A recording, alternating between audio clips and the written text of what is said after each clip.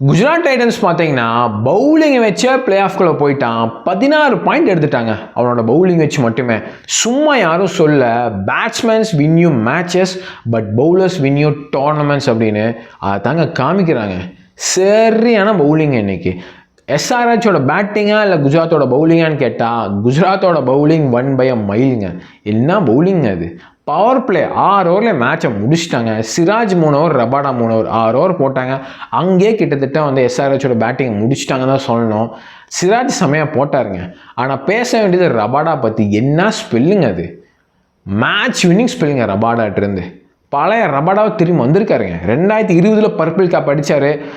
அதுக்கப்புறம் பார்த்தீங்கன்னா ஒரு 2-3 வருஷம் வந்து பழைய ரபாடா மாதிரி இல்லை, நிறைய ரன் லீக் பண்ணிகிட்டு இருந்தார். சில மேட்ச் எல்லாம் வந்து குஜராத் ஆடக்கூட இல்லை, ட்ராப் பண்ணாங்க. இப்போ பார்த்தா ஒரு பழைய பன்னீர்செல்வம் மாதிரி வந்து பக்காவாக போடுறாருங்க. மேட்ச் வின்னிங் ஸ்பெல்லுங்க அது. அண்ட் நம்ம வந்து கில்லுக்குமே வந்து ஒரு பெரிய அப்ரிசியேஷன் தரணும். பிகாஸ் ரபாடாக்கு தொடர்ந்து 4 ஓவர் தந்தார். அதெல்லாம் போல்டு மூவுங்க. பக்காவாக அவர் வந்து தைரியமாக கொடுத்தாரு. அண்ட் அதுக்கேற்ற மாதிரி பார்த்தீங்கன்னா ரபாடா வந்து டெலிவரி பண்ணாருங்க.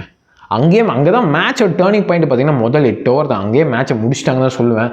அண்ட் ரபாடா பார்த்தீங்கன்னா அசால்ட்டாக ஓடி வந்து 150, 149 வந்து அப்படியே கன்சிஸ்டண்ட்டாக பால் பை பால் அந்த ஸ்பீடை மெயின்டைன் பண்ணுறாருங்க.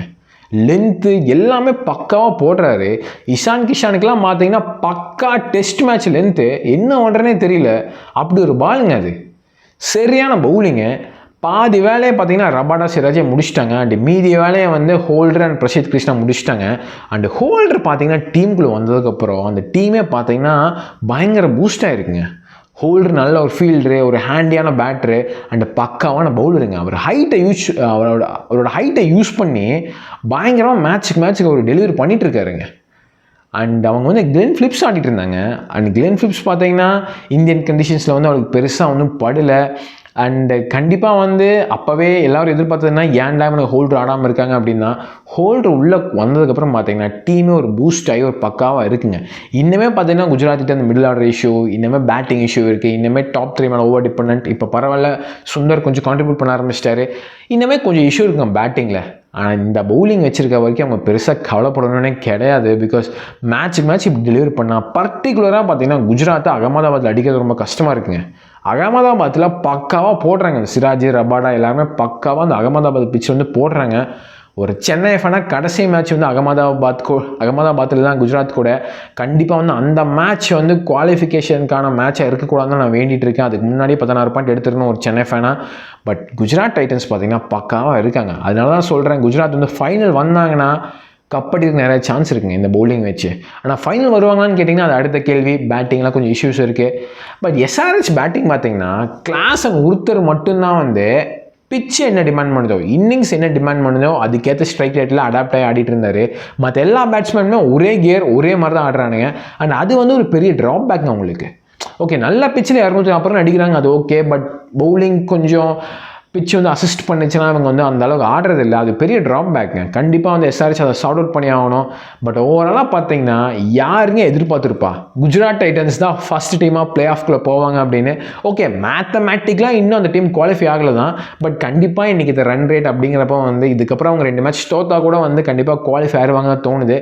குஜராத் டைட்டன்ஸ் பார்த்தா யாரும் எதிர்பார்க்காத ஒரு டர்ன் அரவுண்டுங்க. உண்மையாமே வந்து ஒரு பவுலிங்கை வச்சு, அதாவது மற்ற டீமெல்லாம் பேட்டிங் 230, 240 ஒரு எக்ஸ்ட்ரா பேட்ஸ்மேன்ஸ் ஆடி இருக்கப்போ பவுலிங்கை வச்சு ஒரு டீம் வந்திருக்குது அப்படிங்கிறது பார்க்குறதுக்கே ரொம்ப சந்தோஷமாக இருக்குது. குஜராத் டைட்டன்ஸ் சீரீஸாகவே வந்து ஒரு டிஃப்ரெண்ட்டான ஒரு ஸ்ட்ராட்டஜி யூஸ் பண்ணுறாங்க. அது பயங்கரமாக ஒர்க் ஆகுங்க உங்களுக்கு. அவங்க என்னென்னா பவுலர்ஸ் மேலே பயங்கர இன்வெஸ்ட்மெண்ட் பண்ணிவிட்டு பேட்டிங் 3 பேர் தான். இப்போ வந்து சுந்தர் ஓகே கான்ட்ரிபியூட் பண்ணுறாரு, எல்லாம் ஓகே தான். பட் ஸ்டில் மெயினாக 3 பேர் தான். பட்லர், சாய் சுதர்ஷன், கில்லு. இதை வச்சு மட்டுமே இவ்வளோ தூரம் வந்திருக்காங்கன்னா அது வேறமான ஒரு பயங்கரமான விஷயங்க. ஒரு லெசன். நம்ம வந்து பிளே ஆஃப்க்கு எப்படி வேணால் போகலாம், ஆனால் பண்ணுற விஷயத்துக்கு கரெக்டாக பண்ணும் அப்படிங்கிறது சீரீஸாகவே வந்து ஒரு சரியான டீம் குஜராத் டைட்டன்ஸ். அந்த எதிரான எஸ்ஆர்ஹெச் பார்த்தீங்கன்னா இது பெரிய லாஸ்ங்க எஸ்ஆர்ஹெச்சுக்கு. ஏன்னா அடுத்த 2 மேட்ச் வந்து அடுத்த மேட்ச் சிஎஸ்கே கூட, அதுக்கு அடுத்த மேட்ச் ஆர்சிபி கூட. சிஎஸ்கேவோட ரொம்ப டஃப்பாக இருக்கும். அந்த மேட்ச் தோத்தா கடைசி மேட்ச் ஆர்சிபி கூட. ஏன்னா ஆர்சிபி இருக்க ஃபார்முக்கெல்லாம் வந்து டாப் 2 போகணும்னு சொல்லிட்டு கடைசி மேட்ச் மேபி ஆர்சிபி டாப் 2 போகணுன்னு பயங்கரமாக ஆட சான்ஸ் இருக்குது. ஸோ எஸ்ஆர்ஹெச் கொஞ்சம் டஃப்பான ஃபிக்சர்ஸ் தான். ஓவராலாக கேட்டிங்கன்னா ஜிடிக்கு சரியான வின்னு. இன்றைக்கி ரொம்ப முக்கியமான வின் அடிச்சிருக்காங்க. நீங்கள் என்ன நினைக்கிறீங்க அந்த மேட்ச் பற்றி அப்படின்னு காமெண்ட்ஸ் சொல்லுங்கள். அந்த மாதிரி வீடியோஸ்க்கு சப்ஸ்கிரைப் பண்ணிக்கோங்க.